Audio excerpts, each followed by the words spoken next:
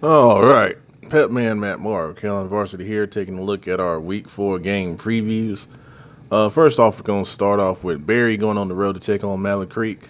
Barry coming off a tough loss at their temporary home at Waddell over going against East MEC. I'm sorry, they lost 48-30, and they had a lead in that game of a couple of occasions of at least 17 points, or if not more, and East MEC was able to come back and win.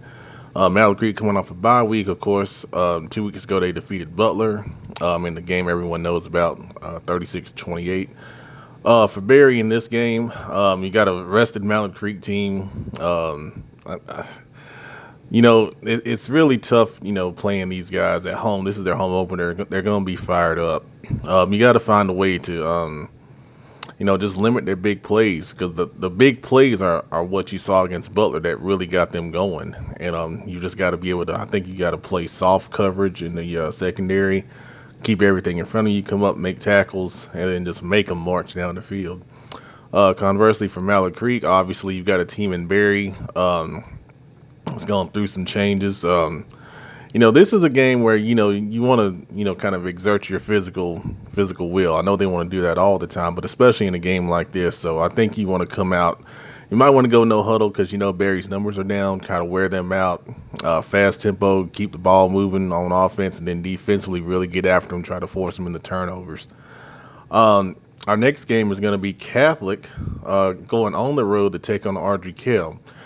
Now you look at Charlotte Catholic, not a CMS school, but obviously we know them very well. They won the Cook Cup 20-3 over Country Day. Some people are kind of wondering, well, what's going on at Catholic? Country Day was leading in that game for a half 3-0. I think it's early. They're trying to figure some things out. Especially on offense. You got some new people in new places, and they're trying to work through all that stuff. We give Catholic the benefit of the doubt, but their track record is unparalleled. So at some point they're going to get it clicking, and once they do, it's going to be a machine like they always are. For Ardrey Kell, I think they've had these kind of games where they've shown well at times, and then they can't quite finish it off. I think they've got an opportunity here. You can see they're playing better. They lost on the road at Marvin Ridge by 10 last week, and Marvin Ridge is not a bad team by any stretch of the imagination. They play in the same conference as Catholic, as a matter of fact. So the problem though is Catholic's defense has been playing really, really well. So you're gonna have to figure out how do you solve that defense enough to where you can score enough points to put some pressure on the Catholic offense and try to force them out of what they want to do. Um, and it's really tough because the thought is you can kind of spread Catholic out and try to make plays against them, but they play really disciplined, against that. So it's all going to start up front with Ardrey Kell. Catholic has a great front four, especially. You have to get them blocked if you're going to have any kind of success. Next game, we got Harding going on the road to take on Gaffney in South Carolina. Obviously, last year Harding won this game. It was a really, really fun game to be at, 35-28. Different circumstances this year. Gaffney is 2-0 after doing some research on them, and I know personally that they're going to be fired up to try to get revenge on what Harding did to them last year. Harding, they played decently in the first half against West Shaw. They led that game 10-7 at the half. But in the second half, things just kind of got away from them. And I still think, they're trying to figure out life without Kavaris Crouch, who's been hurt, with a lower leg injury. And obviously, you take a player of that caliber away, you've got to try to figure out how you're going to replace him, not only on offense, but on defense. And I think Harding is really struggling with that right now. But the biggest thing that they're going to have to do is lean on that defense because that was the one unit I thought that played, pretty well last week. They only gave up 13 points. West Charlotte's other 2 touchdowns came off of pick sixes from the offense. So I think when you got an offense that's struggling, your defense is going to have to pick you up. And everyone on that side of the ball is going to have to redouble their efforts because Gaffney is going to come out, loaded for bear this week. All right, so our next matchup is Hopewell going on the road to take on Olympic. And this is an interesting matchup right here. I think you've got a team in Hopewell that's really, really starting to find its stride on offense. You can see each week they're getting better. They got shut out week 1 against A.L. Brown. Week 2, they got some points on the board against Independence, and then week 3, able to put up 28 against a not a bad Monroe team. So you see Hopewell is making that incremental progress within their program, and now they're taking on an Olympic team who they were really close to getting that first win last week against Independence, but Independence was able to put together a last-minute drive and win that game 38-34. So I think you've got two teams trending in the right direction, both hungry for their first victory. I think it's going to be a pretty competitive game over at Olympic this week. Hopewell, obviously, I think you've got to contain the Olympic athletes in space. They've got a couple guys that can really go once they get the ball in their hands. Conversely, for Olympic, they got to get pressure on Kassan Mitchell, the Hopewell quarterback, and don't let him get the ball out to the. They got some nice playmakers on the outside at Hopewell, especially Jalen Jones. He was the guy that really stood out in the Independence game that I attended. Our next matchup is going to be Independence going on the road to take on the West MEC Hawks, and this is an interesting early season game here. You got Independence at 2-0, playing really well on offense. I think Luke McPhail and Shy Wheeler are really, becoming a well-known duo here in the area of them connecting through the air and making big plays. And then you got West MEC and, Mr. Brown leading that offense. Really, you got Brown to Brown connection with Preston and Joffrey Brown really being dynamic with the football in their hands. So I think this can have some potential of being a fun game to watch offensively. So obviously, you're going to have to look at the defenses here to make the difference. Independence, you're going to have to be able to stick with those receivers if you're going to play man coverage. And if it's zone, you got to be able to communicate well when you pass them off and such. And the same thing for West MEC. I think Independence runs some really nice stuff, in their offense, which is got some air raid concepts when you're throwing the football. And I think it's a little different. You see a little bit of air raid here and there, especially out of places like Northwestern, that are famous for that. But Independence is trying to bring that more into Charlotte here, and you have to be really, really smart with the coverages, or you even have to get pressure on the quarterback. So that's going to be a fun game to watch over at West MEC. All right, our next matchup, we've got North MEC going on the road to take on Rocky River. And this is the Patriotism Bowl, and it's got a 7:30 p.m. start at Rocky River. So always a special game. They kind of do some special things before the game. That's why we have a later start here. But both of these teams, I think, are going in the right direction. Of course, with North MEC, they had a bye last week, but they won their first two games. And Aaron Scott, the quarterback, is playing really well, along with the receiver Justin Olson and then Fabian Duncan in the backfield.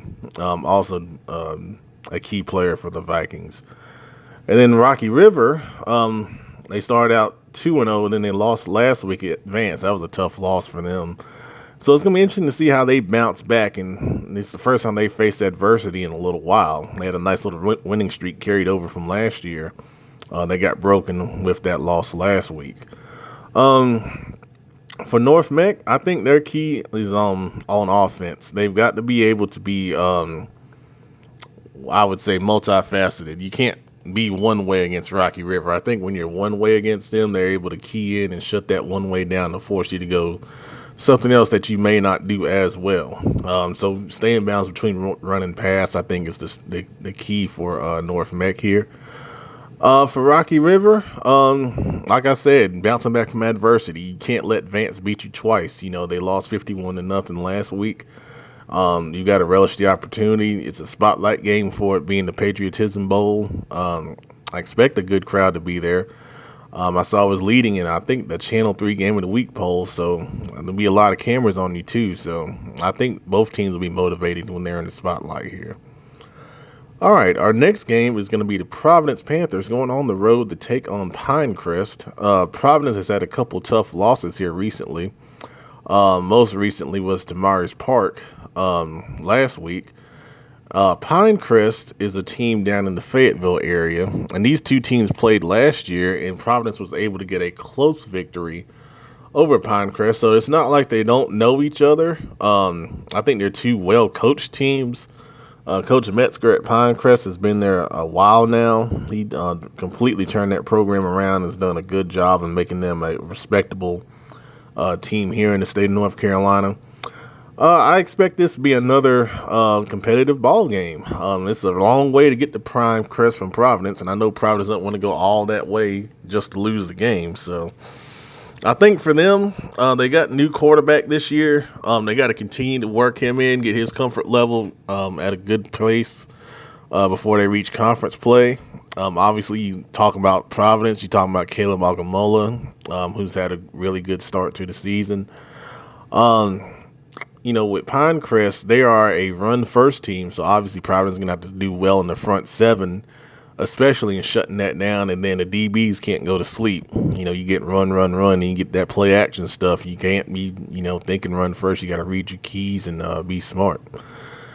All right, big matchup this week. You got Richmond Senior on the road coming to take on Butler at Butler.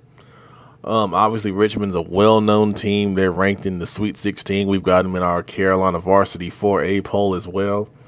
Coach Till has done a good job and getting the program back on track after they kind of slipped to the last couple years to their standards anyway.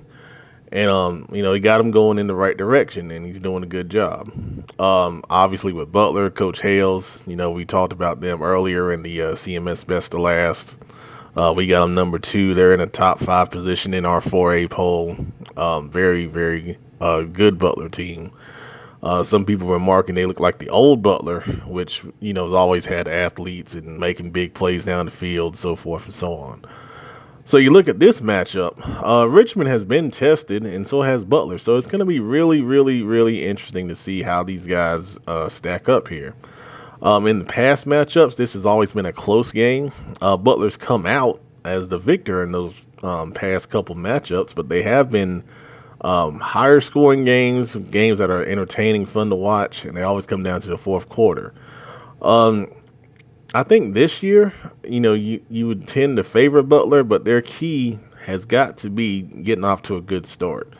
They did get off to a good start against Scotland in week 1. Against Mallard Creek, they fell behind, pretty fast, and they were scrambling all game to get back up. So they got to come out the chutes ready to go. They've had 2 weeks to get ready for this game, and when Coach Hales has 2 weeks to get ready for somebody, I tend to like what they come out with. All right, so our next game is going to be South MEC going on the road to take on Myers Park. This is a traditional rival in South Charlotte. There'll be big crowds at this game at Myers Park. South MEC's struggling a little bit right now. They did have a bye to try to work some things out, but they lost to Catholic before that, 37-0. South MEC, they're still young in a lot of places, and I think that's what they're going through still and trying to figure that thing out if they got everyone in the right place and, trying to execute their schemes to the best of their abilities. And when you got Myers Park has just really, really been playing well. Last week they really put it to a pretty, not a bad Providence team by any stretch of the imagination. I was surprised when that score came across, and that kind of let me know, well, Myers Park is really clicking right now. And, young quarterback May is not looking like a young kid. He's looking like a seasoned veteran at the quarterback position. And, of course, Bowick and Muhammad. And all the running backs at Myers Park are even getting going in the running game. So, and the biggest thing to me is their defense. Myers Park's defense is really playing well to supplement what their offense is doing, and when you got that going, and it starts rolling down the hill, man. So, obviously for South MEC, obviously got to find a way to stop Bowick and Muhammad and those guys. You want to try to pressure May, but if you leave 1-on-1 with those guys on the outside, it can get over real quick. It's a tough matchup for South MEC. Conversely, for Myers Park, I think their focus is still defense. You kind of feel like at this point the offense is going to do what it needs to do. So defensively, you don't want to give South MEC any big plays, kind of just, make them beat you. If their 4-man rush is going to get there on defense, I think they're going to have a lot of success in this game in particular. All right, so our last game is going to be Weddington, coming off a huge win over Porter Ridge, and they're going on the road to take on East MEC.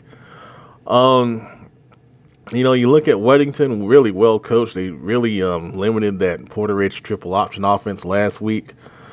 This week they're going to see a little bit more of a spread pistol look from East MEC.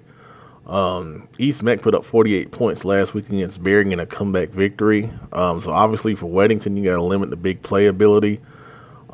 With East MEC, the East MEC quarterback really had a good game. I believe he had 4 or 5 touchdown passes in that game last week. So you got to get heat on him. Don't let him get comfortable and get in a rhythm, because obviously when he can do some damage. Conversely for East MEC, Weddington, they're going to be.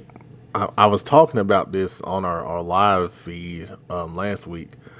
Weddington really likes to stay on schedule on offense, and Coach Forshee, I know he's from the Union County area, so he has a good idea of what Weddington is about. So I'm sure he'll come up with a good scheme, but you got to get them on schedule on offense. If you're going to slow them down offensively, you've got to disrupt what they like to do. They're very, not I wouldn't say predictable, but they're very regimented in what they like to do, and you just got to find a way to disrupt it. If you don't, it's going to be a long night, plain and simple.